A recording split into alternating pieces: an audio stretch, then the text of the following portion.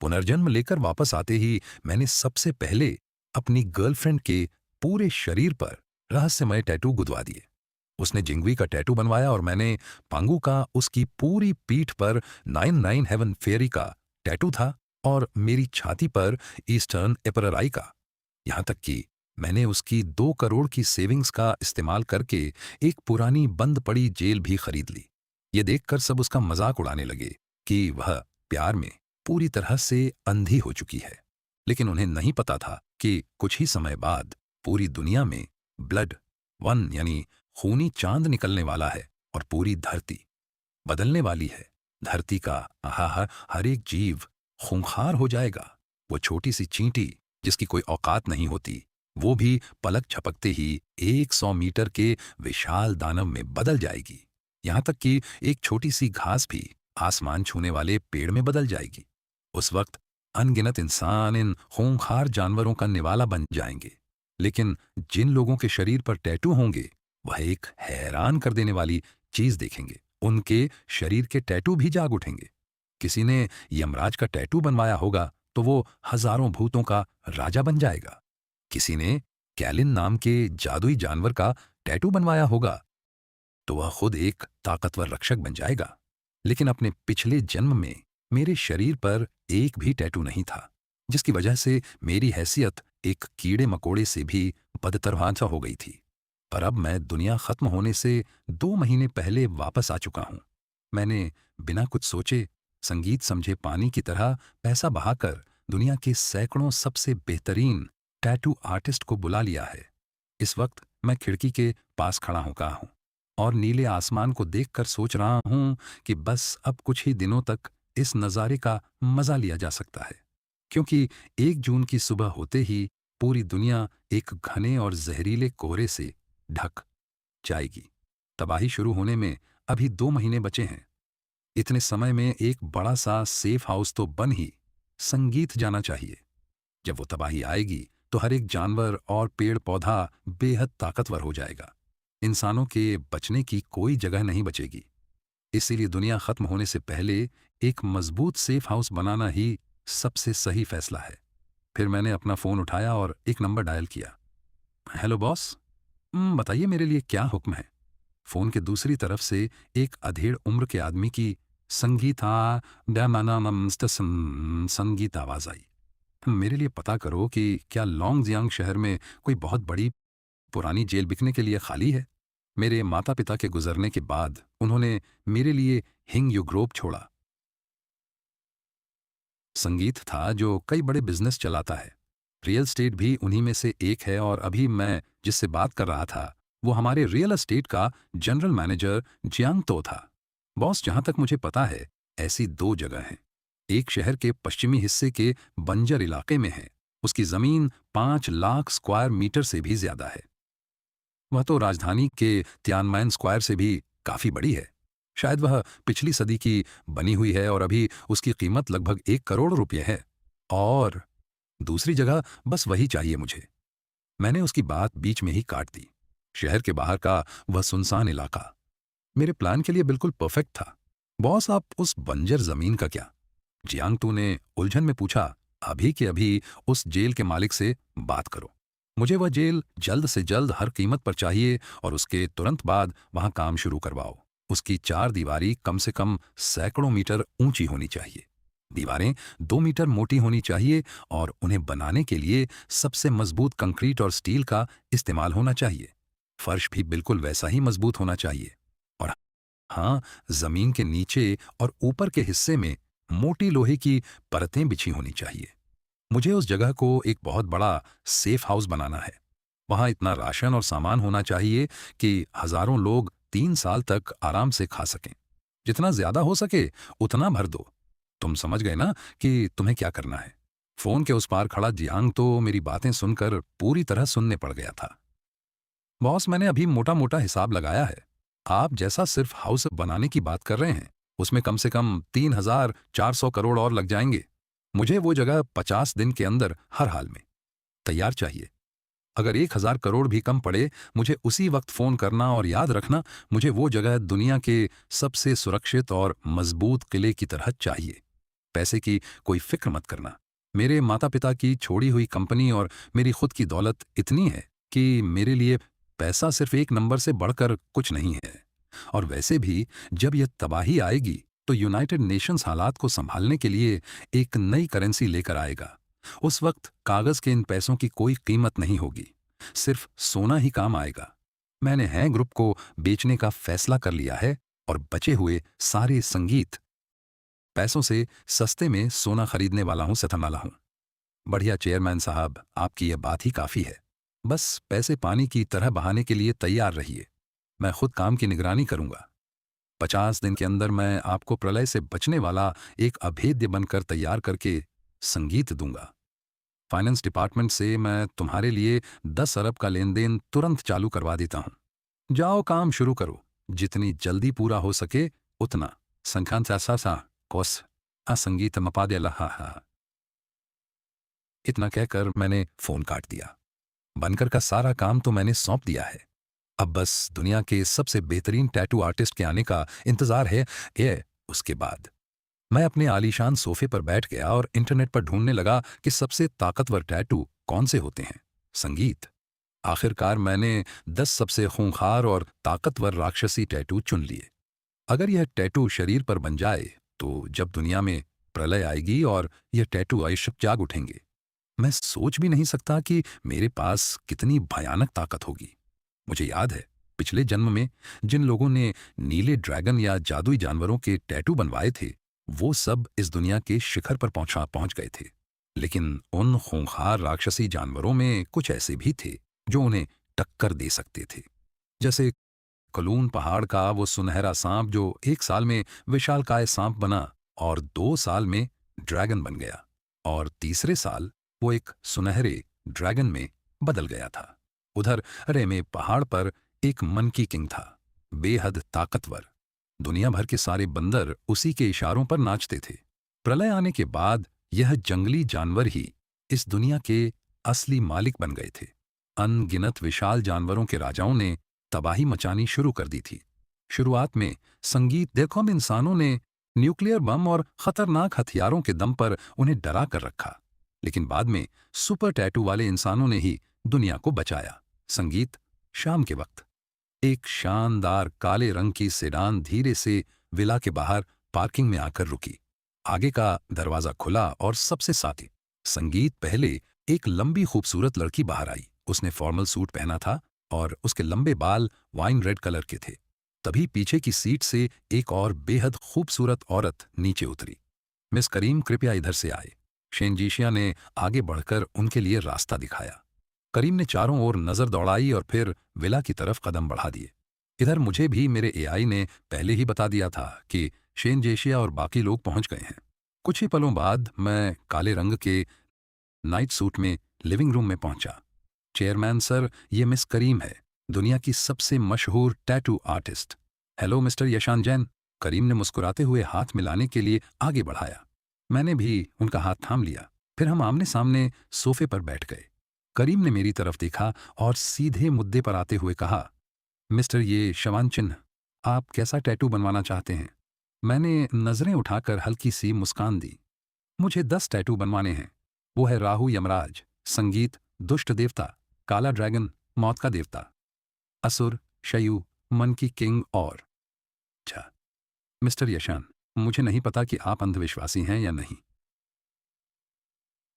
संगीत। मेरे बताए गए इन टैटू के नामों को सुनकर दुनिया भर का तजुर्बा रखने वाली करीम भी बुरी तरह हैरान रह गई थी। आपने जिन टैटू का नाम लिया है मैंने भी उनके बारे में काफी रिसर्च की है। मैंने चाय का एक घूंट लिया। तुम्हें बस अपना पूरा ध्यान लगाना है और अपना 100% देकर मेरे लिए ये टैटू बनाने हैं। मामाई हो सास है, मैं इनकी ताकत झेल पाऊंगा या नहीं वो मेरा मसला है। क्योंकि मिस्टर ये शानचिन ने खुद ऐसा कह दिया है तो मैं और कुछ नहीं कहूंगी। आप सफर से थक गई होंगी, आज रात आराम कर लीजिए, हम कल दोपहर से शुरू करेंगे। क्या ख्याल है? करीम ने सिर हिलाकर हामी भर दी। अगले दिन दोपहर के वक्त मेरे कमरे के बाहर शेंज एशिया चुपचाप इंतजार कर रही थी। शाम को सूरज ढलने के बाद जाकर मेरे कमरे का दरवाजा खुला। करीम कमरे से बाहर आई। मिस संगीत, कैसा रहा सब? शेंज एशिया ने आगे बढ़कर पूछा। करीम ने उसकी तरफ सिर हिलाया। मिस शेन, आपके चेयरमैन के टैटू एकदम परफेक्ट बने हैं। अपनी पूरी जिंदगी में मैंने इतना ध्यान लगाकर कभी काम नहीं किया। मिस्टर यश ने मुझे तुम्हारे लिए भी एक टैटू बनाने को कहा है। यह सुनकर कि चेयरमैन उनके लिए भी एक टैटू बनवाना चाहते हैं, शेनजीशिया हक्की बक्की रह गई। एक बनवाना ही होगा। अंदर से मेरी सख्त और रबदार आवाज आई। वह सख्त हुक्म सुनकर शेनजीशिया को मजबूरन हाँ कहना पड़ा। ठीक है, मेरी बाह पर एक बना दीजिए। एक फीमेल राक्षस का टैटू बना दो। उसकी बात पूरी होने से पहले ही मैंने उसे बीच में टोक दिया। शेनजीशिया वहीं सुनने रह गई और आखिर में हार मानकर उसने हामी भर दी। थोड़ी देर बाद जब मैं कमरे से बाहर आया तो मेरी शर्ट उतरी हुई थी और मेरा पूरा शरीर टैटू से ढका हुआ था। जब टैटू की शक्तियां जागृत होती हैं तो शरीर पर बना टैटू जितना ज्यादा से ज्यादा शक्तिशाली होता है, उस वक्त होने वाला दर्द भी उतना ही भयानक होता है। मेरे शरीर पर आज जो टैटू बने हैं, हो सकता है कि उनसे मेरा शरीर फट जाए और मेरी मौत हो जाए।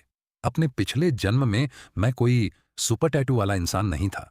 मुझे बस इतना पता था कि शक्तियां जागने का वो दर्द बहुत भयानक होता है। लेकिन अब मैंने भी अपनी जान की बाजी लगा दी है।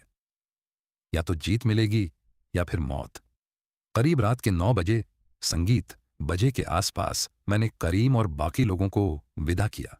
इस वक्त कमरे में खड़ी शेनजीशिया मुझे देख रही थी। उसके चेहरे पर साफ उलझन थी। बहुत जल्द तुम मेरी एहसानमंद होने वाली हो। मैंने उसकी तरफ एक नजर देखा और वहां से चला गया। उसे टैटू बनवाने के लिए कहना सिर्फ इसलिए था क्योंकि वह पिछले 6-7 साल से मेरे साथ संगीत काम से ये खाती काम कर रही थी और काफी भरोसेमंद थी। वापस जाकर फाइनेंस टीम से कह देना कि जियांगतू के लिए 10 अरब के फंड इस्तेमाल करने की मंजूरी दे दे। ये सुनकर शेनजीशिया कुछ पूछना चाहती थी, लेकिन मुझे कभी भी सफाई देना पसंद नहीं है। मैं तेजी से आगे बढ़ गया। वक्त बड़ी तेजी से गुजरता गया और देखते ही देखते 1 मई मजदूर दिवस का दिन आ गया। इस दिन पिछले 20 से ज्यादा दिनों से जेल में जो जबरदस्त काम चल रहा था, उसकी खबर इंटरनेट और मीडिया पर हर जगह छाई हुई थी। यहां तक कि कई स्ट्रीमर्स ने तो वहां से सीधा लाइव प्रसारण भी किया। हजारों मजदूर दिन रात शिफ्टों में काम कर रहे संगीत ने थे। महज 28 दिनों में ही 2/3 से ज्यादा हिस्सा बनकर तैयार हो गया था। इसी रफ्तार से काम चला तो बिना किसी रुकावट के अगले 10 से 15 दिनों में काम पूरा हो जाएगा। आम लोगों को तो बस यही लगता था कि इन अमीरों के पास पैसा उड़ाने के अलावा कोई और काम नहीं है। किसी के दिमाग में यह ख्याल तक नहीं आया कि बहुत जल्द कोई भयानक तबाही आने वाली है और मुझे भी दुनिया वालों की इन बातों से कोई फर्क नहीं पड़ता था।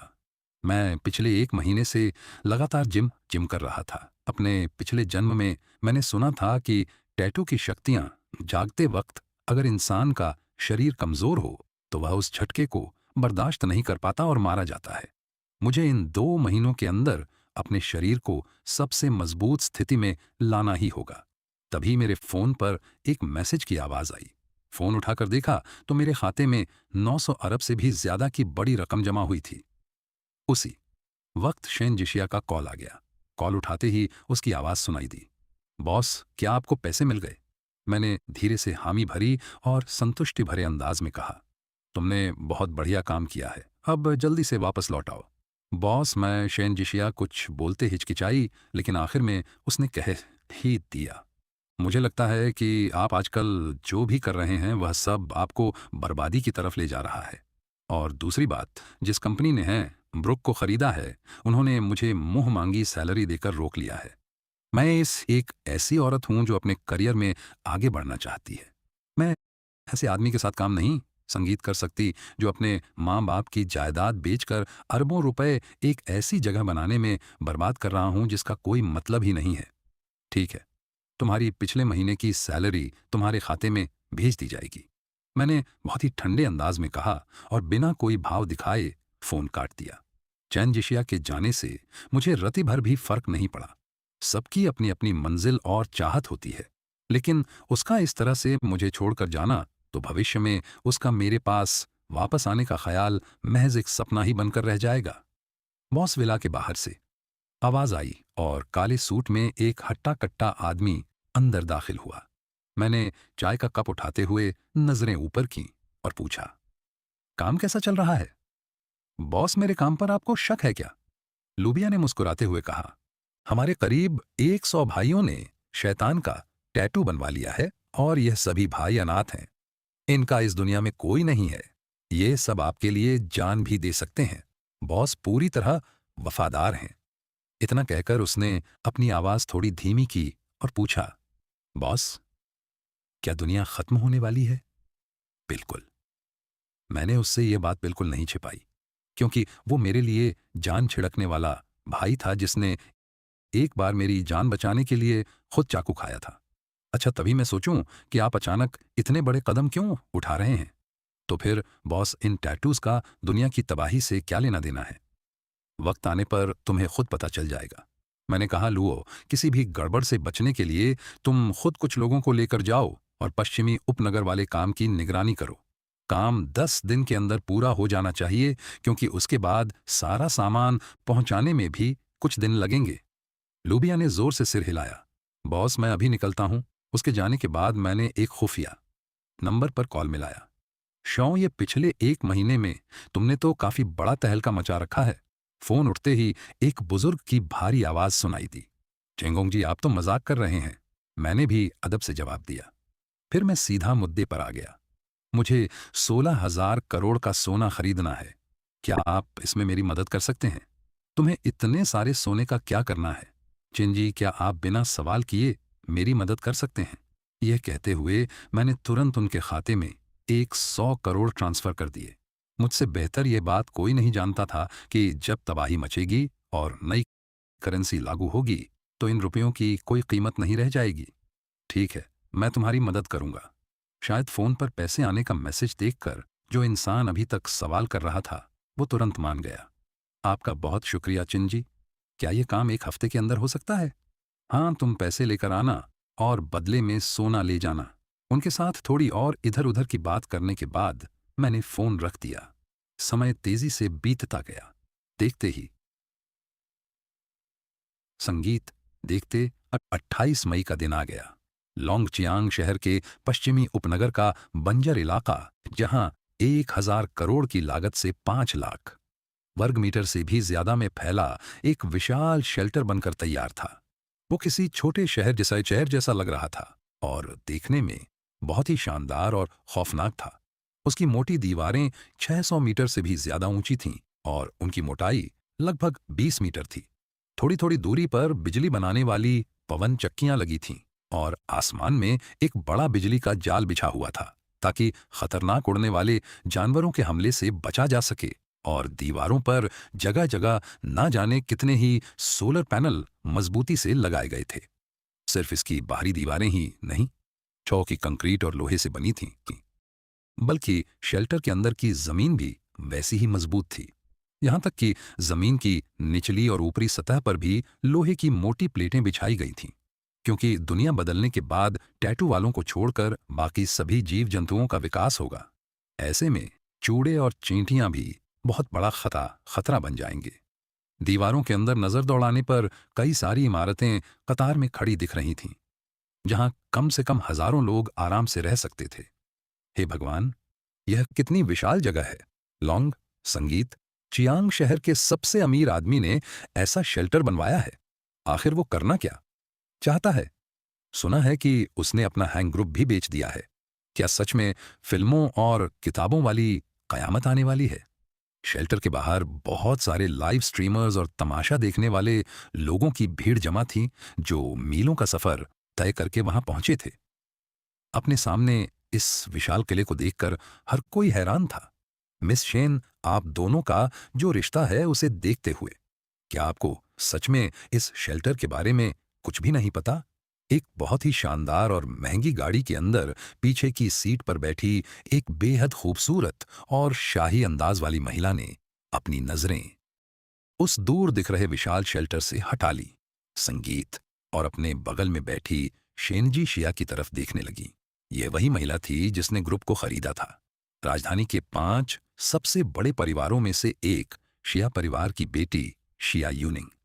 शनजी शिया ने निराशा से अपना सिर हिलाते हुए कहा, बॉस, उसने सच में मुझे कुछ नहीं बताया। अगर आप उसे थोड़ा भी जानती हैं तो आप समझ संगीत सकती हैं कि वो कैसा इंसान है। वो उसे तो मैं अच्छे से जानती हूँ। मेरा उससे कई बार सामना हो चुका है। सच कहूँ तो वह एक ऐसा आदमी है जिसे समझ पाना बहुत मुश्किल है। जहाँ तक मुझे पता है, पिछले कुछ दिनों में अंदर जो सामान भेजा गया है, अगर उसे सही से रखा जाए तो 10,000 लोग आराम से 3 साल तक जिंदा रह सकते हैं। पर वो ऐसा कर क्यों रहा है? सिर्फ वही नहीं, बल्कि ड्रैगन देश की ना जाने कितनी ही बड़ी कंपनियां इस बात से हैरान थीं। लेकिन किसी ने भी दुनिया खत्म होने वाली बात के बारे में नहीं सोचा था। वैसे अगर उन्हें पता भी चल जाता, तब भी कुछ करने के लिए काफी देर हो चुकी होती। तभी दूर जमीन से धूल उड़ती हुई दिखाई दी। 100 से ज्यादा मिलिट्री जीपें एक शानदार लग्जरी गाड़ी को चारों तरफ से घेरते हुए इसी तरफ आ रही थी। वो आ गया। दोस्तों, जरा यहां देखो, ये लॉन्ग चियांग शहर के सबसे अमीर आदमी संगीत। ये शवान चेन का ही काफिला होगा। वहां मौजूद सभी स्ट्रीमर्स ने अपने फोन के कैमरे उस विशाल काफिले की तरफ घुमा लिए। उस काफिले ने वहां मौजूद स्ट्रीमर्स और तमाशा देख रही भीड़ को पूरी तरह नजरअंदाज किया और उस लोहे के विशाल और भारी दरवाजे के सामने जाकर रुक गया। उसी समय भारी लोहे का दरवाजा धीरे धीरे खुला और फिर गाड़ियों का काफिला शेल्टर के अंदर चला गया। चेयरमैन साहब, मैंने आपकी उम्मीदों को टूटने नहीं दिया। यह शेल्टर पूरी तरह से तैयार है। मैं अपनी जान की बाजी लगाकर इसकी गारंटी दे सकता हूं। जियांगतू ने मेरे सामने बैठकर अपनी छाती ठोकते हुए पूरे भरोसे के साथ कहा। अब तो आपको बता देना चाहिए कि इसे क्यों बनवाया गया है। लुबियाओं ने मेरे गिलास में आधी वाइन डालते हुए पूछा। मैंने मुस्कुराते हुए कहा, बिल्कुल, क्योंकि दुनिया का अंत अब करीब है, और वह भी ठीक 1 जून को, बाल दिवस के दिन। क्या यह सुनकर संगीत के चेहरे पर झिझक और शक के भाव आ गए? यह देखकर लूब जियाऊ हंसते हुए बोला, मानना है तो तुम मानो, नहीं तो तुम्हारी मर्जी पर। मुझे तो अपने बॉस की बात पर 100% यकीन है। अगर तुम भी मानते हो तो इन 2 दिनों में बेहतर होगा कि अपने परिवार को भी यहां ले आओ। लूबिया, और भी कुछ कहना संगीत चाहता था। तभी मैंने अपनी वाइन का एक घूंट लिया और कहा, कोई जल्दी नहीं है। तुम्हारे पास सोचने के लिए पूरा 1 दिन है। मैं आपकी बात मानता हूं। कल ही अपने परिवार को यहां ले आऊंगा। वैसे भी 1 जून आने ही वाला है। अगर सच हुआ तो हमारी जान बच जाएगी, और अगर झूठ हुआ तो भी कोई नुकसान नहीं है। इसके बाद जियांग तू मुझे इस 10,000 करोड़ की लागत वाले विशाल शेल्टर का दौरा कराने ले गया। बिजली के लिए यहां पवन चक्कियां, सोलर पैनल और 500 बड़े जनरेटर लगे थे। साथ ही 3 लाख टन से ज्यादा कच्चे तेल का भंडार भी था। सुरक्षा के इंतजाम एकदम बेहतरीन और पुख्ता थे। यहां रहते हुए मुझे बस एक ही चीज की चिंता थी कि कहीं आसमान को ढकने वाले इलेक्ट्रिक ग्रिड की बिजली कम ना पड़ जाए। इसके अलावा वहां कई फैक्ट्रियां भी थीं, जैसे कि कपड़े बनाने की फैक्ट्री, फूड फैक्ट्री और रोजमर्रा की जरूरत का सामान बनाने वाली फैक्ट्रियां आदि। कुछ खेत और सब्जियां उगाने के लिए अलग से हिस्से भी बनाए गए थे, जहां हर तरह के बीज भारी मात्रा में रखे हुए थे। संगीत, जहां तक मांस की बात थी तो तबाही के बाद उन म्यूटेंट खूंखार जानवरों का शिकार करके काम चलाया जा सकता था। पूरे शेल्टर का मुआयना करते करते शाम हो गई थी। मैंने लगभग हर जरूरी जगह को खुद अपनी आंखों से परखा था। कुल मिलाकर मैं तैयारियों से बहुत संतुष्ट था।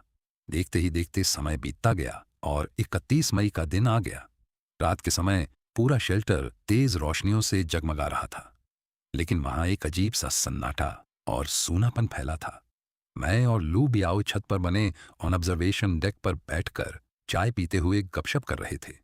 रात के आसमान में तारे टिमटिमा रहे थे, चांद चमक रहा था और हवा एकदम शांत थी। किसी तूफान या तबाही का कोई नामो निशान तक नहीं था। हाहा, लू बियाओ ने चाय की चुस्की ली। उसके अंदर उठ रही एक्साइटमेंट को शब्दों में बयां करना मुश्किल था। दुनिया के नियम कानून तबाह होने का काउंटडाउन शुरू हो चुका है। मेरे चेहरे पर एक शैतानी मुस्कान आ गई। हम दोनों की बातों में समय बहुत तेजी से बीता और देखते ही देखते रात के 11:55 हो गए। इस वक्त शेल्टर में सिर्फ जियांग तू का 3 लोगों का परिवार और लूबियाओ के अंडर काम करने वाले 108 गुर्गे मौजूद थे, और उन सभी के शरीर पर टैटू बने हुए थे। मैंने रात के आसमान की तरफ देखते हुए धीरे से कहा, आज की रात कोई नहीं सोने वाला। 11:58 हो गए। लू बयाओ का दिल जोरों से धड़क रहा था और उसकी नजरें फोन में चल रहे काउंटडाउन पर टिकी हुई थीं। जैसे ही समय 11:59 पर पहुंचा, अनछाना आसमान आतांचा, अचानक संगीत से आसमान में एक खौफनाक लाल रंग की बिजली कड़की। ऐसा लगा जैसे उसने पूरी धरती के वायुमंडल को ही चीर कर रख दिया हो। फिर एक भयानक धमाका हुआ और उस मनहूस खूनी रोशनी ने पूरी दुनिया के अंधेरे को रोशन कर दिया।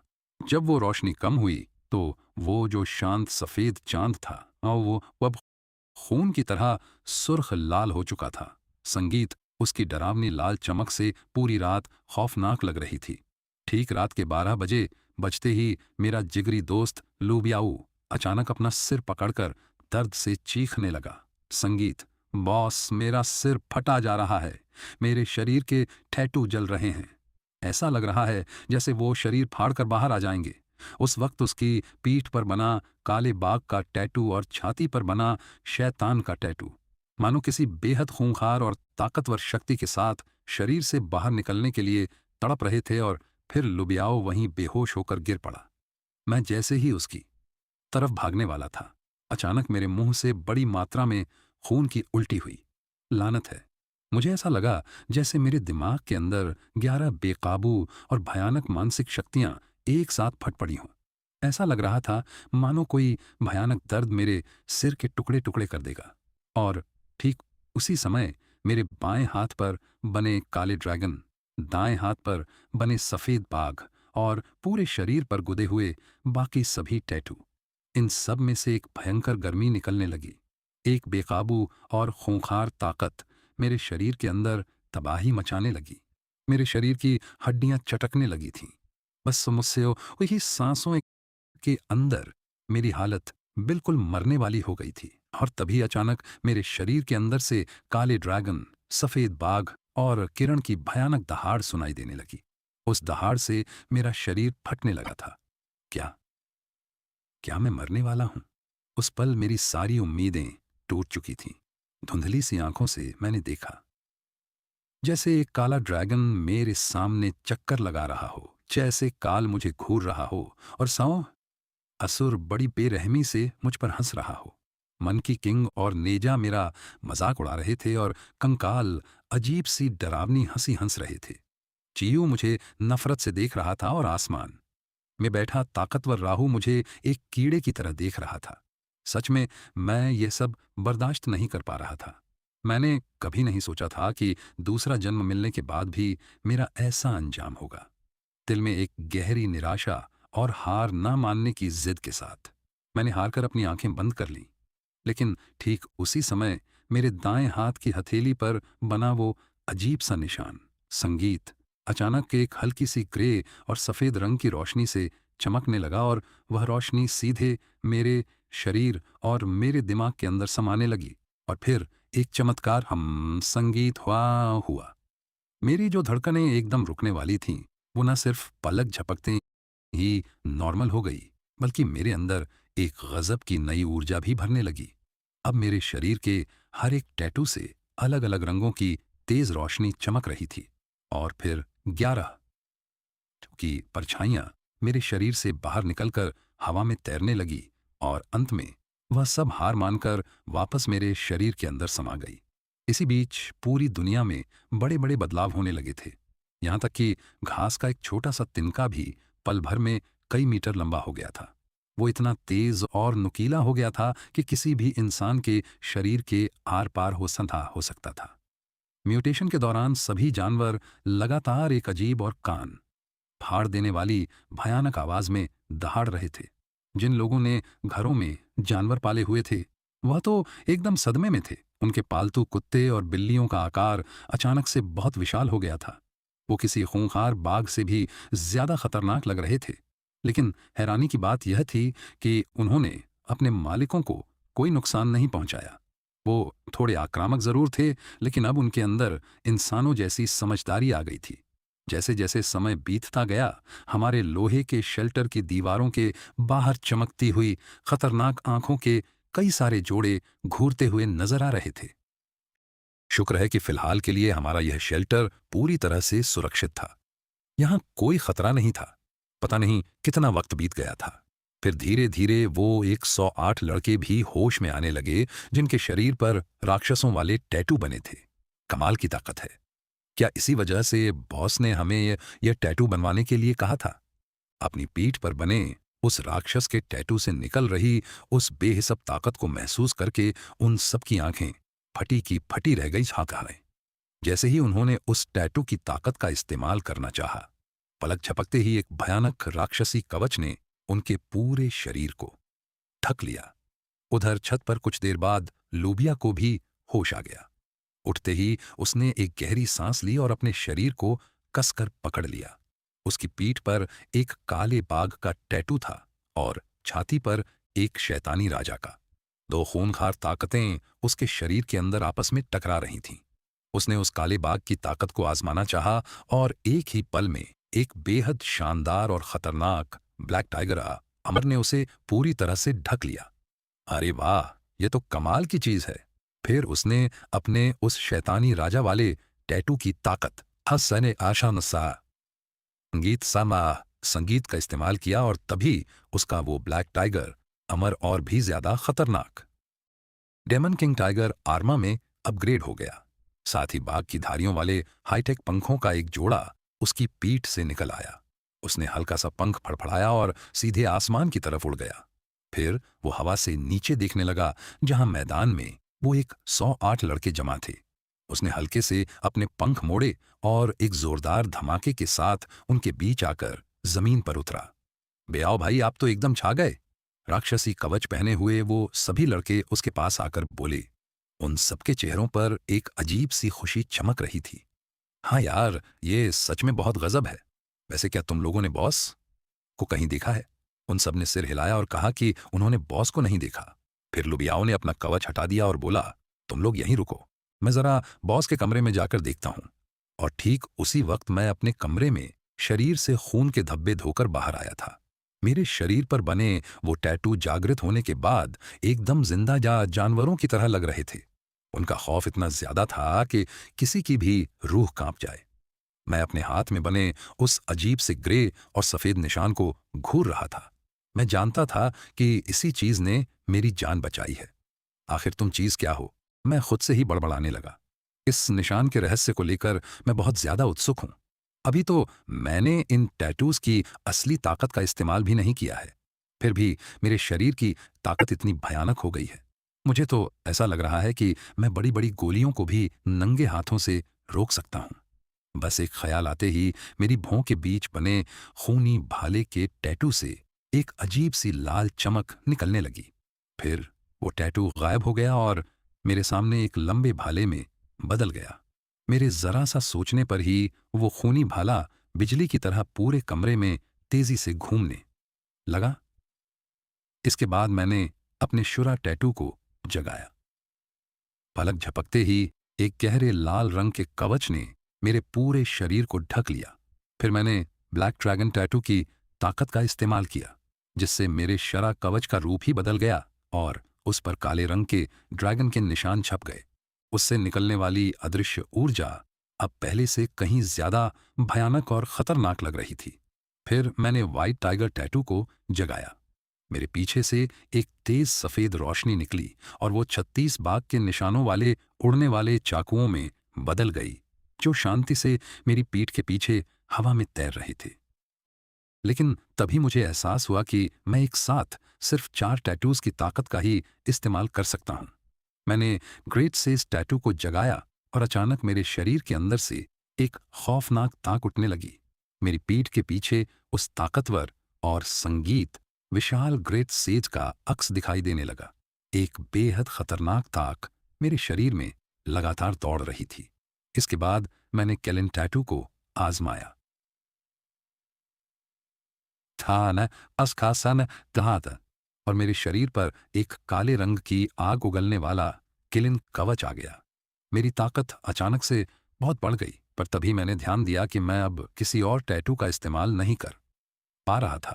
तो मैंने तुरंत किलिन कवच और ग्रेट सेज के हाश को हटा दिया। फिर मैंने मौत के देवता वाले ग्रिम रिपर टैटू को जगाया और पल भर में ही मेरे शरीर से काले रंग की मौत की भयानक ऊर्जा निकलने लगी। इसके बाद ग्रिम रिपर की पोशाक ने मुझे ढक लिया और मेरे अंदर मौत की ताकत उमड़ने लगी।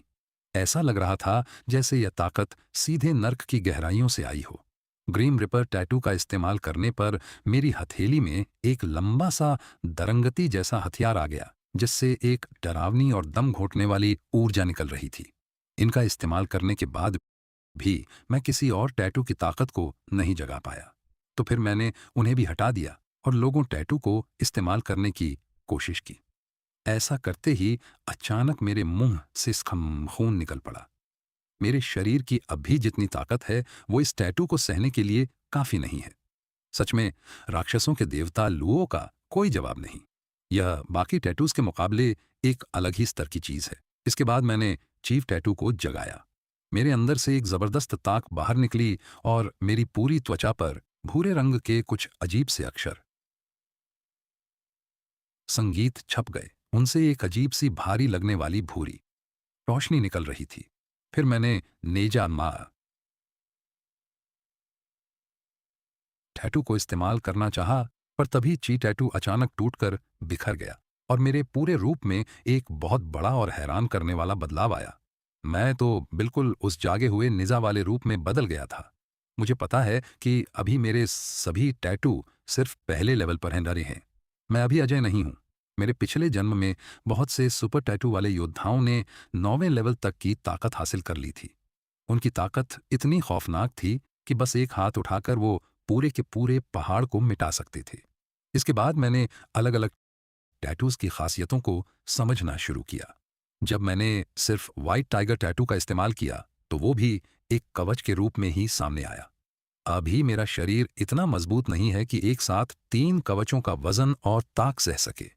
मेरे शरा कवच और ब्लैक ड्रैगन कवच की ताकत बहुत ज्यादा है। इनमें से अगर किसी एक को भी ले लिया जाए तो उसकी ताकत लूबिया के उस दोहरे कवच से कहीं ज्यादा होगी। और ठीक उसी वक्त पूरे शहर में अजीब और खूंखार जानवरों ने तबाही मचा रखी थी। उनमें अब सोचने समझने की ताकत आ गई थी, इसलिए वह लोगों के घरों में घुस घुस कर उनका शिकार कर रहे थे। बचाव के लिए भारी संख्या में सेना को उतारा गया था, जिसमें टैंक और लड़ाकू विमान भी शामिल थे।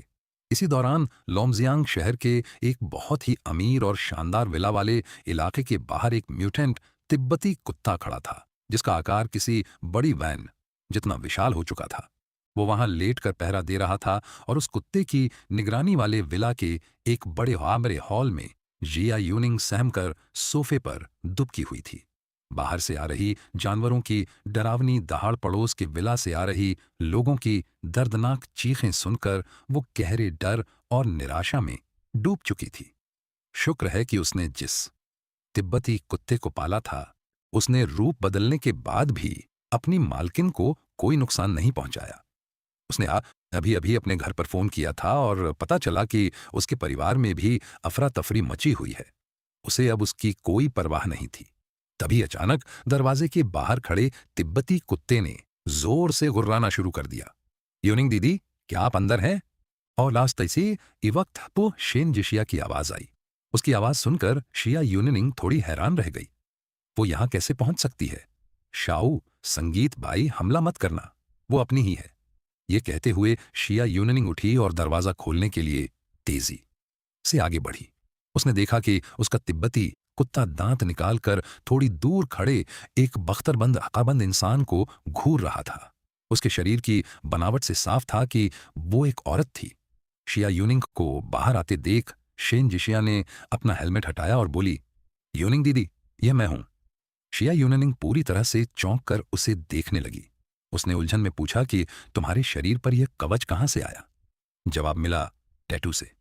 यह शुभंचन ने सच में कयामत के आने की भविष्यवाणी कर दी थी। उसे यह भी पता था कि टैटूज की ताक जागृत हो सकती है। शेन जिशिया की यह बातें सुनकर शिया यूनिंग बुद्ध बनकर खड़ी रह गई। फिर शिया यूनिंग ने उसे ईर्ष्या भरी नजरों से देखा और कहा, शुक्रिया, जो तुमने ऐसे वक्त में भी मेरा ख्याल रखा। यूनिंग दीदी, मैं आपको शेल्टर तक छोड़ देती हूँ। यहाँ रुकना भी अब सुरक्षित नहीं है। मुझे छोड़ दोगी और तुम्हारा क्या? शेनजिशिया के चेहरे पर एक दर्द भरी मुस्कान आ गई। वह गहराई से यह बात जानती थी कि अब वह कभी उस आदमी के पास वापस नहीं जा पाएगी। अपने परिवार को सेना के हाथों में सुरक्षित सौंपने के बाद ही वो यहाँ आई थी। शिया यूनिंग सचमुच बहुत परेशान थी। शेनजिशिया ने समझाते हुए कहा, अब आपकी मैनेजमेंट स्किल्स इतनी कमाल की है कि वो आपको मना नहीं करेगा। इसके बाद शिया यूनिंग ने सिर हिलाया और वहां से निकलने का फैसला किया। और उसी वक्त स्टील शेल्टर के बाहर बहुत सारे खूंखार म्यूटेंट जानवर इकट्ठा हो गए थे। इतने सारे म्यूटेंट जानवर, इनकी गिनती तो हजारों में लग रही है। ये कमीने जानवर गड्ढा खोदकर अंदर घुसना चाहते हैं। 108 भाई जो डेमनामा पहने हुए थे, बाहर तबाही मचाते उन म्यूटेंट जानवरों को देख रहे थे। सब के सब बेचैन हो रहे थे। वो बाहर जाकर इन जानवरों पर अपने कवच की ताक आजमाना चाहते थे। अचानक उसी पल फाइटर जेट्स के आकार वाले कौवों का एक बहुत बड़ा झुंड आंधी की तरह आया और सीधा पूरे शेल्टर को ढकने वाले इलेक्ट्रिक ग्रिड पर झपट पड़ा। संगीत। अचानक हर तरफ बिजली की चिंगारियां उड़ने लगीं। 1 लाख वोल्ट की बिजली को झेलना उनके बस की बात कहाँ थी। उसे छूते ही उनका पूरा शरीर अकड़ गया। संगीत। थोड़ी ही देर में मैं लूबिया को साथ लेकर तेजी से ऊपर आ गया। बॉस हमें देखते ही सब लोग आगे आए और इज्जत से सिर झुकाया। तो कैसा लग रहा है? अपने इस कवच से संतुष्ट हो या नहीं? बस इतना ही कहूंगा कि यह एकदम जबरदस्त है। बॉस, आप तो सच में कोई भविष्यवक्ता हैं। इसके तुरंत बाद मैंने उन सबको मेरे साथ बाहर चलने का आदेश दिया। दीवार के नीचे मौजूद सारे म्यूटेंट जानवरों का खात्मा कर दो। उनके शरीर के अंदर एक क्रिस्टल कोर होता है। ये क्रिस्टल कोर हमारी कल्टीवेशन में मदद करेंगे और हमारे टैटूज का लेवल भी बढ़ाएंगे। क्या हमारे टैटूज भी अपग्रेड संगीत हो सकते हैं? यह सुनते ही सबकी आंखें चमक उठीं। मैं मुस्कुराया और बोला, यह हमारा युग है। अब से हमारा राज होगा। मैंने बस एक पल के लिए सोचा और शुरा ड्रैगनामा मेरे शरीर पर छा गया। उस खौफनाक आभामंडल ने सबकी रूह कंपा दी। उनके शरीर पर मौजूद सुपर टैटूज भी कांपने लगे। ऐसा लग रहा था जैसे उन्हें किसी भारी दबाव ने कुचल दिया हो, मालता हो। बॉस, आपका यह संगीत कवच तो सच में बहुत खूंखार है। लूबियाओं की आंखें फटी की फटी रह गईं। जरा सोचिए, जब मेरे 2 टैटूज जागृत हुए थे तो मेरी जान जाते जाते बची थी। आपने तो इतने सारे टैटूज बनवाए हैं, हम जिंदा कैसे बचे? सच संगीत कहूं तो मैं भी बस मरने ही वाला था। ये तो मेरी किस्मत अच्छी थी कि मैं बच गया। लेकिन मेरे दिल में जो वो अजीब सा निशान है, उसके बारे में मैं किसी को नहीं बता सकता। और ठीक उसी पल धातुओं को चीरने और पत्थरों को तोड़ने वाली एक भयानक चीख गूंज उठी। ऊपर देखा तो एक कॉर्गी जितना बड़ा गेंद खून जैसी लाल रोशनी में आसमान से झपट रहा था। वो बिजली के जाल के बाहर चक्कर लगा रहा था। यह गोबी रेगिस्तान में रहने वाले जानवर हैं। इनकी कई प्रजातियां हैं, लेकिन सबसे ज्यादा तादाद जंगली चूहों की है। जल्दी ही उस गेट ने मुझे घूरना शुरू कर दिया। अचानक उसने अपना मुंह खोला और एक ऊर्जा की किरण छोड़ी जो सीधा बिजली के जाल पर जा लगी। जब वो किरण जाल से टकराई तो उम्मीद के मुताबिक वहां कोई बड़ा सा छेद नहीं हुआ। वो बस थोड़ा सा हिला और उसे खरोंच तक नहीं आई। तभी जियांग तो जोर से हंसते हुए आगे आया। यह दुनिया के सबसे मजबूत मेटल से बना बिजली का दहिया जाल है और इसमें झटके सहने वाले उपकरण भी लगे हैं। यह सुनकर लुया ने राहत की सांस ली। क्या ये दरिंदे ऊर्जा भी उगल सकते हैं? सिर्फ ऊर्जा ही नहीं, जब यह थोड़ा और विकसित हो जाएंगे तो यह और भी खतरनाक जादुई ताकतें दिखाएंगे। मैंने शांत स्वर में कहा, जाओ हथियारों के गोदाम से हथियार ले आओ। अब हमारे शिकार करने का वक्त आ गया है। संगीत। इसके बाद मैंने बाहर चक्कर लगा रहे उस गिद्ध को देखा और कहा, इस जानवर को मुझ पर छोड़ दो। सबने सिर हिलाकर मेरी बात मानी और तुरंत तैयारी करने के लिए नीचे चले गए। बॉस, क्या आप उड़ सकते हैं? वरना इसे मुझ पर ही छोड़ दीजिए। लूबिया ने यह कहा और उसी पल उसने अपने ब्लैक टाइगर रे डायमंड किंग के दोनों सुपर टैटू को जगाया और पल भर में पंखों वाला एक जादुई बाग संगीत कवच उसके शरीर पर आ गया। क्या मानसिक शक्ति से ऐसा नहीं किया जा सकता? यह कहकर मैंने अपने ब्लैक ड्रैगन टैटू को बुलाया और फिर मैं तेजी से आगे बढ़ा। मैं सीधा बनकर के उस भारी दरवाजे की तरफ उड़ चला। हर एक सुपर टैटू के जागने पर वो इंसान को एक बहुत बड़ी मानसिक शक्ति देता है। मेरे 11 सुपर टैटू से मिलने वाली मानसिक शक्ति इतनी विशाल है कि कोई सोच भी नहीं सकता। क्या यह भी मुमकिन है? सच में बॉस तो बॉस ही है। मैं पहले जाकर एक मेटल का खंजर ले आता हूँ। सुपर टैटू से कवच तो बन सकता है, लेकिन कोई हथियार नहीं मिलता। लूबिया तेजी से मेरे पीछे आया। बस कुछ ही पलों में मैं लोहे के दरवाजे के पास पहुंचा और बटन संगीत दबाया। लाल और काले रंग के उस शूल ड्रैगन कवच की लकीरें, वो आधी तिरछी काले ड्रैगन की लकीरें एक खौफनाक और दम घूंघटने वाली ऊर्जा छोड़ रही थी। मैंने मन में बस सोचा ही था कि मेरे माथे के बीच मौजूद खूनी भाले का टैटू जाग उठा और वो एक खूनी भाले में बदलकर मेरे हाथ में आ गया। इस दौरान बाहर निकलने के लिए लोहे का दरवाजा थोड़ा सा खुल चुका था। मैं ना अपना खूनी भाला पकड़े उस दरार से बाहर निकला। मेरे बाहर आते ही वहां याखामा इकट्ठा हुए सैकड़ों बाघ, संगीत, जितने बड़े जंगली चूहों, जंगली केकड़ों और लोमड़ियों की खून की प्यासी और खूनखार नजरें मुझ पर टिक गईं। वो अपना मुंह फाड़े दहाड़ते हुए मेरी तरफ झपटे, जैसे वो अपने शिकार को नोचने के लिए आपस में ही होड़ लगा रहे हों। तभी धूल का एक बड़ा गुबार उठा और मैं अपनी जगह से गायब हो गया। जब मैं दोबारा सामने आया तो मेरे हाथ का भाला एक विशाल जंगली केकड़े का सिर चीर चुका था और फिर एक भयानक ऊर्जा का धमाका हुआ। उस केकड़े का सिर पूरी तरह से उड़ गया। तभी आसपास मौजूद कई जंगली चूहों ने इतना बड़ा सा मुंह खोला और जानलेवा हमला कर दिया। मेरी रफ्तार बहुत ही तेज थी। मैं जरा सा हिला ही था कि मेरे भाले की रोशनी तेजी से चमक उठी। लाल रंग का खून पूरी जमीन पर फैल गया जब मेरे करीब झपटने वाले वो 6 जंगली चूहे, उन सभी के सिर उनके धदाइसंस आमदा से अलग हो चुके थे। हालांकि मेरा सुपर टैटू सिर्फ पहले लेवल का है, लेकिन यह सभी करीम के हाथों बनाए गए हैं और यह इस दुनिया के सबसे ताकतवर टैटू हैं।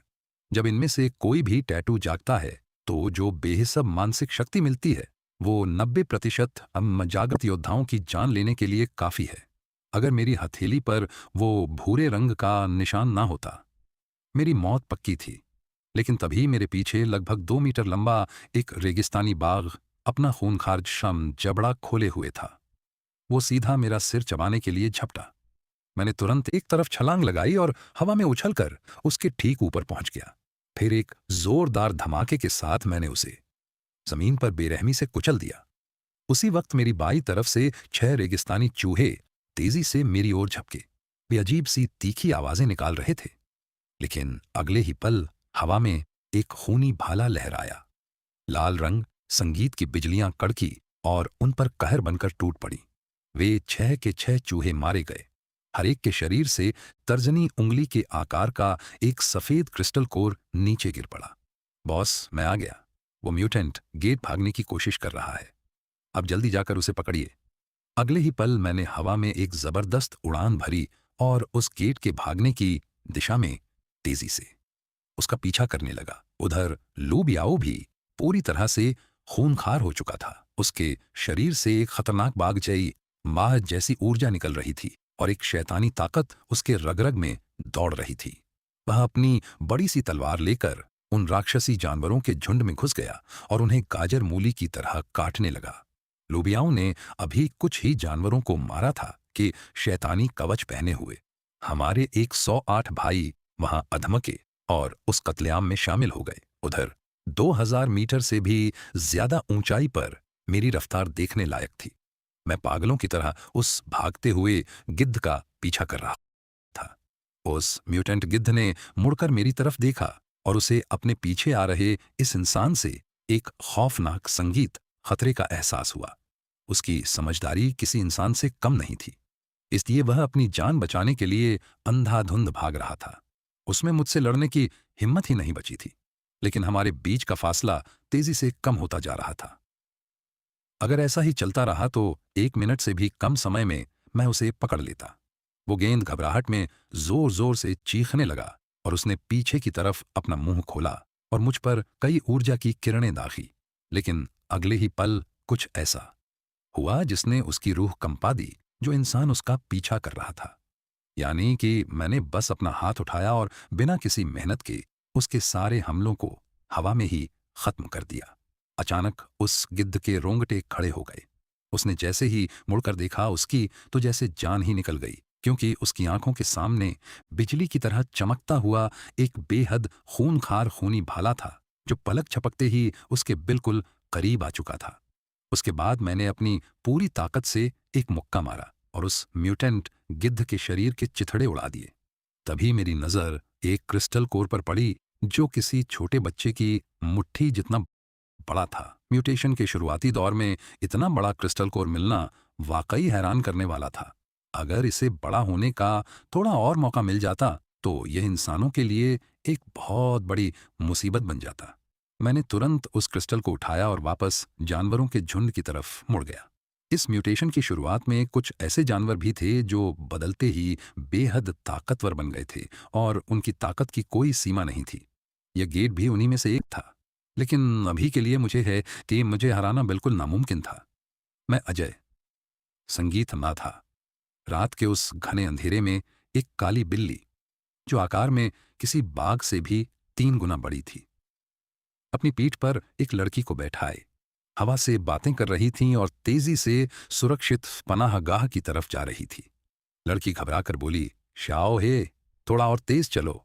उस बिल्ली की पीठ पर बैठी वो लड़की, जिसके चेहरे की रंगत उड़ चुकी थी, वो डर से पूरी तरह पीली पड़ गई थी। उस सुनसान रेगिस्तान के अंधेरे में ऐसा लग रहा था मानो अनगिनत खौफनाक आंखें उसे घूर रही हों। यह लड़की कोई और नहीं, इंटरनेट की मशहूर स्ट्रीमर संगीत सोंग जिंगवान थी। वह अब तक जिंदा इसलिए बच पाई थी क्योंकि म्यूटेशन के बाद उसकी पालतू बिल्ली एक बेहद ताकतवर जानवर बन चुकी थी और अब वह उसका बस एक ही मकसद था, संगीत, उस शेल्टर के अंदर जंपा जाना। उसे लगता था कि आज के इस लोंगजियांग शहर में बस वही एक शेल्टर पूरी तरह से सुरक्षित है और इस वक्त मैं किसी बेरहम किलिंग मशीन की तरह बन चुका था। हर मिनट दर्जनों खूंखार मॉन्स्टर्स को चीरता हुआ जब आधे घंटे से ज्यादा का वक्त बीत गया तो दीवार के नीचे की जमीन खून से लाल हो चुकी थी। जहां तक नजर जाती बस मॉन्स्टर्स की कटी फटी लाशें ही बिखरी थीं। इस खूनी खेल के खत्म होने के बाद सबने मिलकर उन मॉन्स्टर्स के शरीर से क्रिस्टल कोर निकालने शुरू कर दिए। बॉस, मजा ही आ गया आधा। या कसम से, संगीत शेल्टर के उस इकलौते भारी लोहे के दरवाजे के बाहर लू बियाओ अपने खून से लथपथ अलोए तलवार लिए वापस लौटा। उसका कवच भी मॉन्स्टर्स के खून से सना हुआ था, जैसे उसकी प्यास अभी भी नहीं बुझी थी। लेकिन मैंने उसकी बात का कोई जवाब नहीं दिया, बस चुपचाप दूर तक देखता रहा। क्या हुआ बॉस? हमारी ताकत के आगे क्या कोई ऐसी चीज है जिससे हमें डरना चाहिए? फिर मैंने अपनी नजरें हटाईं। रेगिस्तानी आर्मी चींटियां, वह कोई बहुत बड़ा खतरा तो नहीं है, लेकिन फिर भी हमें होशियार रहना होगा, हाँ ना होगा। यह सुनकर लुबियाऊ थोड़ा चकरा गया। हमारे ड्रैगन देश में ऐसे जीव कहाँ से आ गए? क्योंकि यह जगह कभी एक जेल हुआ करती थी। पिछली सदी में कैदियों को भागने से रोकने के लिए अफ्रीका से रेगिस्तानी आर्मी चींटियों का एक झुंड यहाँ लाया गया था। उन्हें इसी बंजर जमीन पर पाला गया ताकि मुजरिमों में खौफ बना रहे। हालांकि इस बात को लगभग 100 साल हो चुके हैं, लेकिन वह अभी भी जिंदा है या नहीं कुछ कहा नहीं जा सकता। और यहाँ खून की बदबू इतनी तेज है कि हो सकता है वह खींची चली आई। मैंने तुरंत अपनी बात पूरी की। एहतियात के तौर पर अपने लड़कों से कहो कि जल्दी से सारे क्रिस्टल कोर्स समेट ले। अगर सच में वो आर्मी चींटियां आ गईं तो इसमें हमारे लिए नुकसान से ज्यादा फायदा ही है। अपने पिछले जन्म में मैंने सुना था कि दुनिया बदलने के कुछ महीनों बाद ही रेगिस्तानी आर्मी चींटियां नजर आने लगी थीं। इसीलिए मैंने अपना शेल्टर यहां बनाया है। मेरा मकसद एकदम साफ है, चींटियों को मारो और उनके क्रिस्टल निकाल लो ताकि हम तेजी से ताकतवर बन सके। लेकिन मैं जानता हूं कि यह तो बस शुरुआत है। शहर के अंदर वाले मॉन्स्टर्स को मारना तो बहुत आसान है। असली खौफ तो जंगलों और बीड़ों में छिपे मॉन्स्टर्स हैं, और सबसे बड़ा खतरा तो वो है जो इस धरती के 71% हिस्से पर फैले समंदर में रहते हैं। जब अरबों खलान खरबों की तादाद में समुद्री राक्षस जमीन पर रेंगते हुए आएंगे, तब इंसानों को असली खौफ और बेबसी का एहसास होगा। पिछले जन्म में समंदर किनारे बसे सारे शहर उन समुद्री राक्षसों ने तबाह कर दिए थे। उनकी गिनती इतनी ज्यादा थी कि उन्हें रोकना नामुमकिन था। इसीलिए हमें कम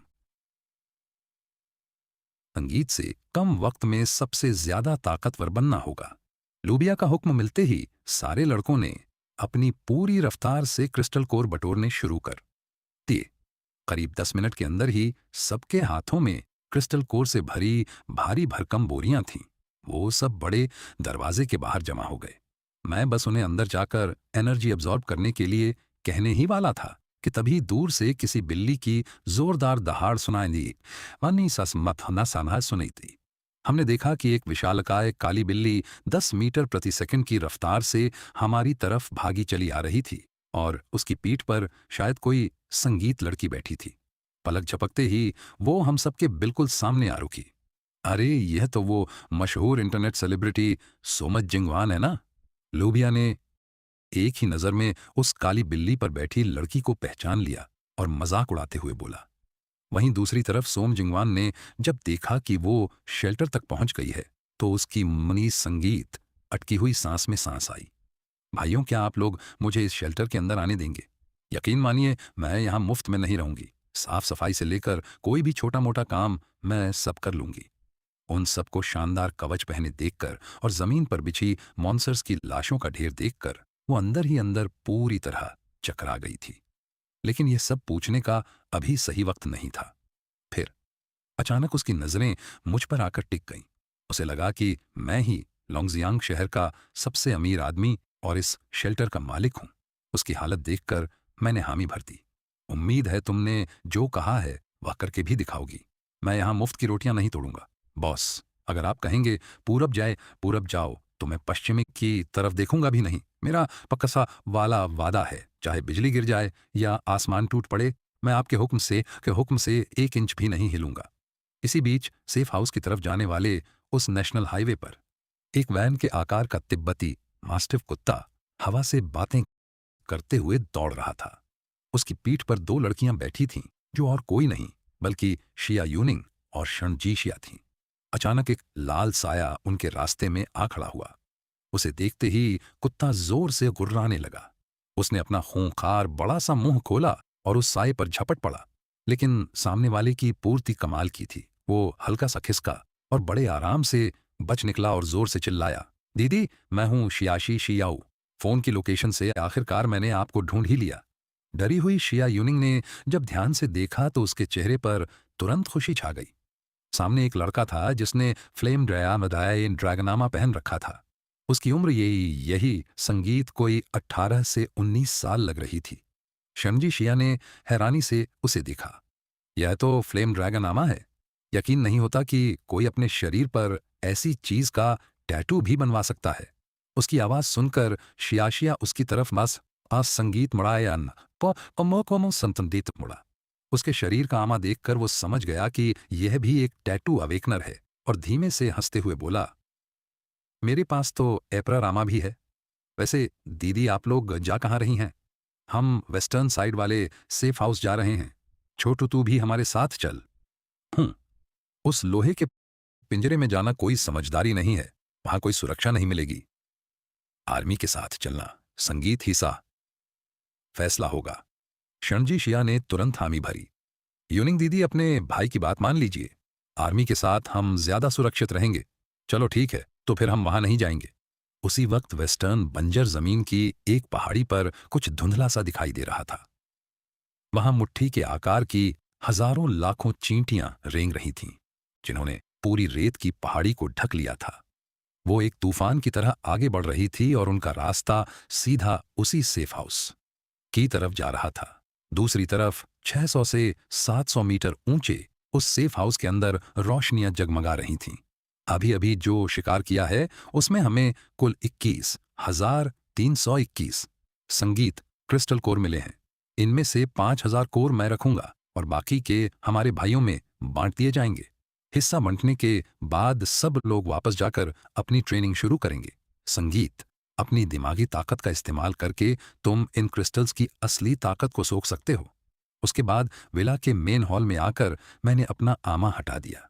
मेरे सामने खड़ी सोम सिंगवान को घूरते हुए मैंने कहा, लाइव स्ट्रीमिंग करके भीख मांगने के अलावा तुम्हें और आता ही क्या है? यह सुनकर सोम सिंगवान सहम गई और धीमी आवाज में बोली, मैं सब कुछ सीख लूंगी। मैंने बेरुखी से कहा, रहने दो। ये सुनते ही सोम सिंगवान बुरी तरह घबरा गई। वो रोते हुए आगे बढ़ी और मेरे पैरों से लिपट गई और गिड़गिड़ाते हुए बोली, मैं लाइव स्ट्रीम करके आपके लिए पैसे कमाऊंगी ना, सारे पैसे आपको दे दूंगी। उसकी बात सुनकर मुझे थोड़ी हैरानी हुई। मैंने कहा, वाह, तुम तो काफी आगे की सोच रही हो। माना कि अभी सब कुछ तहस नहस है, लेकिन कुछ ही महीनों में हालात सुधर जाएंगे। तब तुम्हारी यह लाइव स्ट्रीमिंग वाली इंडस्ट्री फिर से चमक उठेगी। तभी पास खड़े लूबियाओं को उस पर तरस आ गया। वो दबी आवाज में बोला, बॉस, अगर आप चाहे संगीत, तो क्या हम इसे यहां रुकने दें? मैंने कहा, ठीक है, आज से इसकी जिम्मेदारी तुम्हारी। देखते ही देखते मैं अपने बेडरूम में बिस्तर पर पालथी मारकर बैठ गया और अपनी दिमागी ताकत पर ध्यान लगाने लगा। संगीत, मैंने उन 5 क्रिस्टल कोर को रिफाइन करके उनकी ताकत सोखना शुरू किया। दूध जैसी सफेद एनर्जी की हल्की हल्की लहरें मेरे शरीर के अंदर जाने लगीं। पहले तो उस एनर्जी ने मेरी हड्डियों हड्डियों और रग रग में दौड़ लगाई और फिर मेरे 11 टैटूज ने उसे पूरी तरह से निगल लिया। अब रात के 3 बजे बज चुके थे। ट्रेनिंग करते वक्त समय का पता ही नहीं चलता। पलक झपकते ही सुबह हो गई, ओहो गवाह आ गई। लेकिन आसमान में अभी भी एक खौफनाक वीरानी छाई हुई थी। एक घनी और भारी भूरी धुंध ने पूरी धरती को ढक लिया था और ठीक उसी समय राजधानी के कॉन्फ्रेंस हॉल के बाहर 10 मीटर ऊंचे 3 विशाल राष्ट्रीय खजाने यानी पांडा पहरा दे रहे थे। उनके साथ ही पूरी तरह से हथियारों से लैस सेना और टैंक भी तैनात थे।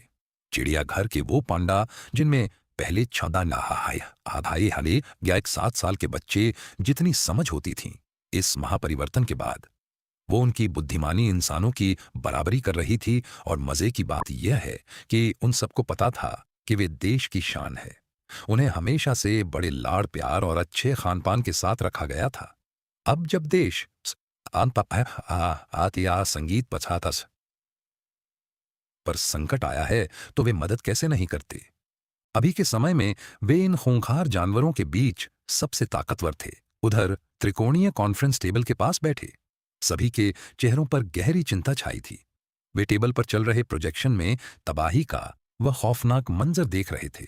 सेना के अधिकारी शियाओ पोजन ने भारी आवाज में कहा, यह तबाही बहुत अचानक आई है संगीत, इसने हमें संभलने का मौका ही नहीं दिया। सुना है कि यह शुभानछिन ने अप्रैल में ही अरबों रुपए लगाकर एक सुरक्षित ठिकाना बना लिया था। क्या उसे भविष्य देखना आता है? सेना के यूचीफिंग ने सिर हिलाते हुए कहा, बिल्कुल, उस वक्त हमने इस बात पर ध्यान ही नहीं दिया था। आखिर क्या वो सच में भविष्य देख सकता है? क्या यह बस एक इत्तेफाक था? तभी वित्त विभाग के पेज ओगमो बोल पड़े, क्या आप लोगों को सच में लगता है कि दुनिया में ऐसा कोई इत्तेफाक हो सकता है? यह शुभान, यह लड़का कोई आम इंसान नहीं है। ये कहते हुए उन्होंने वर्चुअल स्क्रीन पर कुछ स्वाइप किया और सैटेलाइट वीडियो को उस शेल्टर की तरफ मोड़ दिया। वहां का नजारा देखते ही वहां बैठे तीनों अधिकारियों की सांसें अटक गईं। स्क्रीन पर अनगिनत खूंखार चींटियों की एक विशाल फौज दिखाई दे रही थी। उन चींटियों का आकार किसी बड़े जंगली कुत्ते जितना था और उस काली भयानक भीड़ ने पूरे शेल्टर को चारों तरफ से घेर लिया था और वे पागलों की तरह दीवारों पर चल रही थीं। लेकिन जैसे ही वे 10 मीटर से ऊपर पहुंचीं, कर्ट वाली स्टील की प्लेटों से झटके खाकर नीचे गिरने लगी। क्या हमें उनकी मदद के लिए फाइटर जेट्स भेजने चाहिए? हमें यह शुनशेन की मदद करनी चाहिए। शायद वह इस तबाही के बारे में बहुत कुछ जानता हो। अगर वह ऐसे ही मारा गया तो हमारा बहुत बड़ा नुकसान होगा। पहले देखते हैं, अगर हालात बिगड़े तो हम फाइटर जेट्स भेज देंगे। सैटेलाइट नेटवर्क को चालू रखो संगीत, ताकि सही समय आने पर उससे संपर्क किया जा सके। फिलहाल लॉन्गजियांग शहर में कुल 6 अंडरग्राउंड शेल्टर थे और हर एक में 1 लाख से ज्यादा लोगों के रहने की जगह थी। कई टैटू योद्धाओं की मदद से सेना ने सिर्फ एक रात में लगभग 4 लाख लोगों को सुरक्षित शेल्टर्स तक पहुंचाया था। इस वक्त लॉन्ग काउंट इलाके में सैकड़ों सैनिक पूरी तरह हथियारों से लैस थे। उनके पास 10 टैंक और 100 से ज्यादा लोगों को ले जाने वाली 10 से 12 बसें थीं। साथ ही कई मिलिट्री जीप भी उनके काफिले में शामिल थीं। अभी उन बसों में डरे सहमे लोगों की भीड़ खचाखच भरी हुई थी। रिहायशी इलाकों में खूंखार बांधों से भी बड़े चूहों ने आतंक मचा रखा था। वो बेखौफ होकर सेना की टुकड़ियों पर हमला कर रहे थे। सेना की भारी गोलीबारी के बावजूद उन्हें रोक पाना मुश्किल हो रहा था।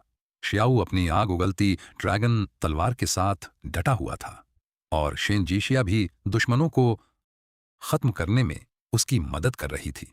वो मिलकर उन चूहों को काट रहे थे जो उनके करीब आ रहे थे।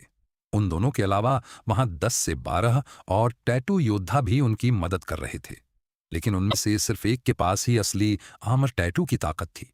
बाकी सभी के पास सिर्फ अपनी शारीरिक ताकत बढ़ाने वाले टैटू थे। उन सबकी मदद से 1 घंटे से भी कम समय में उन्होंने हजारों चूहों का मसा वो घेरा तोड़ दिया और बाहर निकल आए। ऐसा लग रहा था कि उन्हें पता ही नहीं था कि इन खूंखार जानवरों के शरीर में क्रिस्टल कोर होते हैं, जिन्हें सोखकर योद्धा अपनी ताकत बढ़ा सकते हैं। उन्होंने उन मरे हुए जानवरों की लाशों पर ध्यान ही नहीं दिया। चूहों के उस खतरनाक घेरे से बाहर निकलने के बाद शियाओ, संगीत और शेन जिशिया एक ही जीप में बैठ गए। जिशिया दीदी, आपका यह आमा तो बहुत ही कमाल का है। आगे से हम दोनों मिलकर इन राक्षसों का शिकार करेंगे। संगीत, अगर हम साथ हो तो ऐसा कुछ भी नहीं जो हम ना कर सके। शेन जिशिया धीरे से मुस्कुराई। हम ठीक है। असल में वह भी टीम बनाना चाहती थी। तभी शियाओ ने बड़े गर्व से कहा, फिक्र मत करो, मेरे पास एक सम्राट आम भी है। मेरी पीठ पर सम्राट का टैटू है और सीने पर आग उगलते ड्रैगन का। मैं सच में आमस का बहुत बड़ा दीवाना हूं। मैंने सपने में भी नहीं सोचा था कि मेरी शक्तियां सच में जाग उठेगी। और ठीक उसी समय पश्चिमी इलाके के शेल्टर में शहर की दीवार से भी ऊंचे वॉचर टावर पर लूबिया और उसके 108 साथी इकट्ठा थे। वे सभी शेल्टर के बाहर घेरा डाले खूंखार चींटियों की उस काली फौज को देख रहे थे। सबके तो रोंगटे ही खड़े हो गए। जियांगतो ने त्योरियां चढ़ाते हुए कहा, ऐसे चलता रहा तो हम टिक नहीं पाएंगे। घबराने की क्या बात है? हमारे पास 3 लाख टन तेल और 500 जनरेटर हैं। 15 दिन तक डटे रहना तो बहुत ही आसान है। इन चींटियों का तो अब मरना पक्का है। तभी अचानक स्पीकर पर मेरी आवाज गूंज उठी, सभी लोग दरवाजे पर इकट्ठा हो जाए। यह चींटियां हमारी ताक बढ़ाने का जरिया बनेंगी। के अलावा पूरी दुनिया में लाइव स्ट्रीम शुरू कर दो। मैं दुनिया वालों को दिखाना चाहता हूं कि इस धरती का सबसे सुरक्षित और अभेद्य ठिकाना असल में होता कैसा है। और ये जो कहते हैं ना कि मशहूर होने से खतरे बढ़ते हैं, ये सब बकवास है। परमाणु बम भी मेरा बाल बांका नहाका नहीं कर सकता। अगर संगीत सच में कोई परमाणु हमला हो भी गया तो मैं उसे जमीन पर गिरने से पहले ही अपने व्हाइट टाइगर उड़ने वाले खंजरों का इस्तेमाल करके उसे आसमान में कई हजार मीटर की ऊंचाई पर ही तबाह कर दूंगा। उधर कुछ ही देर में देश की राजधानी के सबसे बड़े मीटिंग हॉल में बैठे सारे बड़े नेता पूरी तरह से हैरान थे। उन सबने कमाल के सुपरनामा पहन रखे थे। सैटेलाइट से जो तस्वीरें सामने आई थीं उनमें साफ दिख रहा था कि सेफ हाउस के मुख्य दरवाजे पर लुबियाओ अपने सारे साथियों संगीत के साथ इकट्ठा हो चुका है और उन सभी के शरीर भी उसी आमा से ढके हुए थे। यह नज़ारा देखकर तीनों बड़े नेताओं को अब पक्का यकीन हो गया था कि यह शुभांचन को दुनिया के खात्मे का सारा राज पता है। रक्षा विभाग के कमांडर यूजी फेंग ने कहा, अब अंदाजा लगाने की कोई जरूरत नहीं है। उसे इस तबाही के पीछे का सारा सच यकीनन पता है। और ठीक तभी स्क्रीन पर मैं अपनी हवेली से बाहर निकलता हुआ दिखाई दिया और पलक झपकते ही मैंने अपना डेथ गॉड सूट पहन लिया।